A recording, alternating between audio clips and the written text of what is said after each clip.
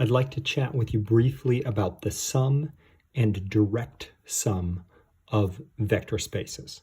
Okay, so if you let V be a vector space and you choose two non-empty subsets,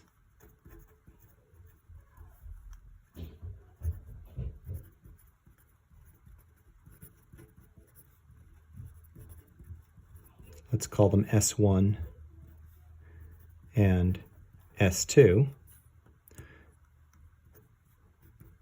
the sum is simply, well, it's denoted S1 plus S2.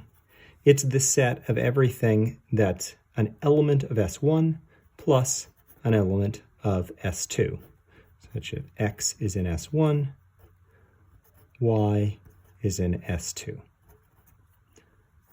So that is the definition of the sum. So maybe an example, if you have polynomials of degree 2 or less with real coefficients, okay, this is just going to be an example. Maybe S1 is the set of polynomials bx plus 2 such that b is a real number. Now, that's a subset, right? I mean, this is a set of polynomials of degree 2 or less. This is not a subspace, right? For instance, the 0 polynomial is not in there, right? The coefficient, the constant has to be 2. So that's not a subspace, but they could be subspaces also. You know, here's another example. Ax squared b or a in R. And so then what is S1 plus S2? Well, that's just the set of things that look like a x squared plus, ax squared plus bx plus 2, such that a and b are real numbers. All of those polynomials are in that subset. And if this had a plus 1, then you could see that this might be something else, that all of these might have a 3 right here. Okay, well, there's a special kind of sum called a direct sum.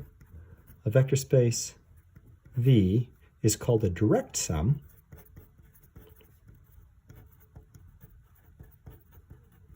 These actually come up quite a bit, of W1 and W2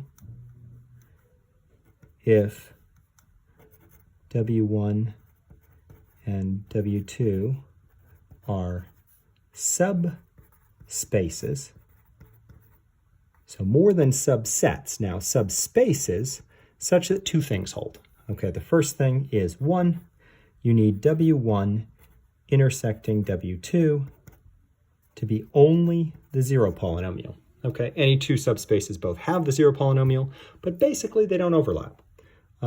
Second, the sum of the two needs to equal all of V. And we denote it, if that's true, we denote it V equal to W1 with a circle plus W2. Okay, so that is a really significant thing, okay? And notice these are subspaces, but this is pretty special. Okay, so let's just think about this example again. Let's think of W1 as degree 1 or 0 polynomials. Let's let this be a B or C. And W2 being degree 2 polynomials and the 0 polynomial. I'll let you convince yourselves those are subspaces.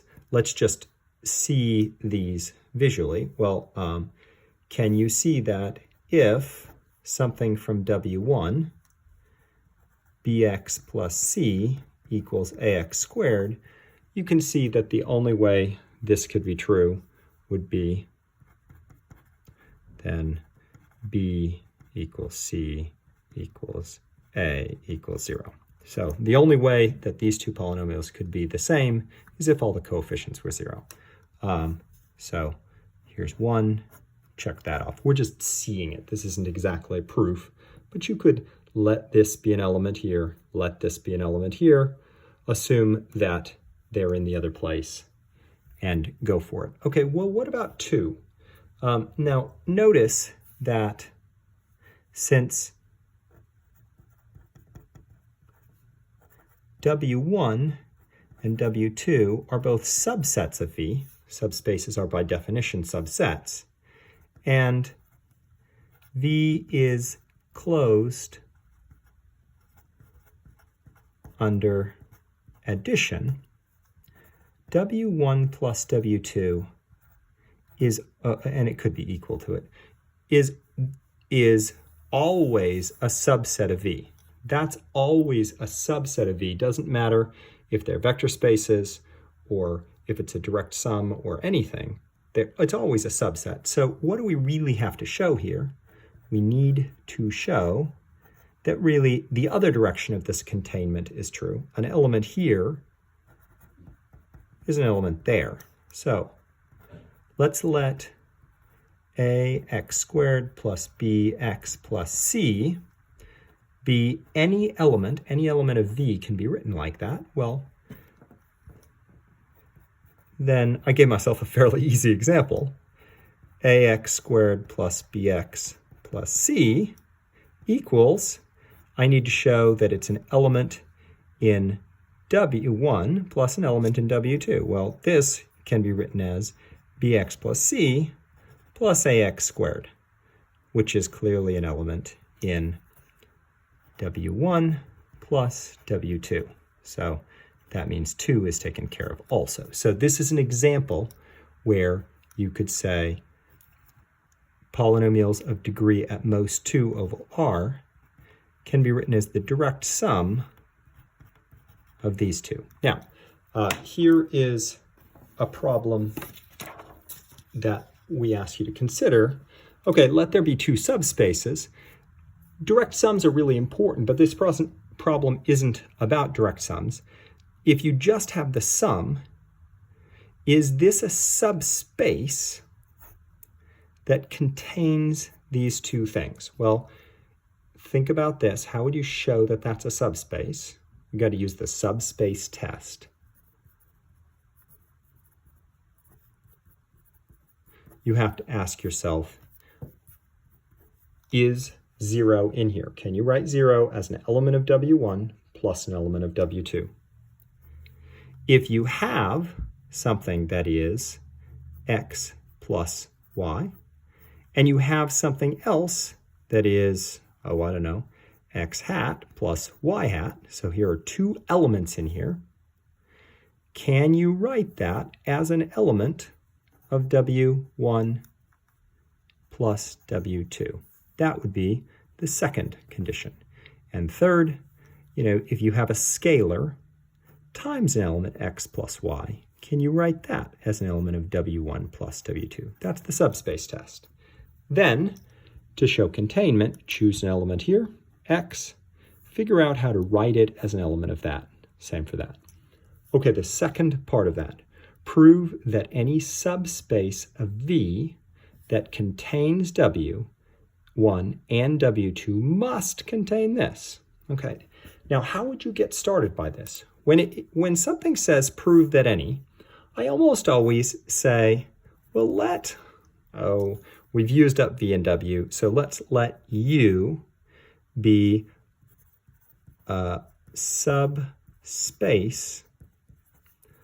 of V with the property that W1 is contained in it and W2 is contained in it, in U. So now I've given it a name. So proofs always start with something that I have. This is what I have. I'm going to have to think about concretely what that means. And then what do you want at the end? You need, therefore, W1 plus W2 is contained in U, right? That's what you need as your proof. what does this look like? How do you prove that? Well, somewhere in here, you're going to have to let an element x plus y live in W1 plus W2 and get to x plus y is an element of U. If you have this, then you have that. So hopefully that gets you pushed over the edge. We're hoping to see a good proof of this.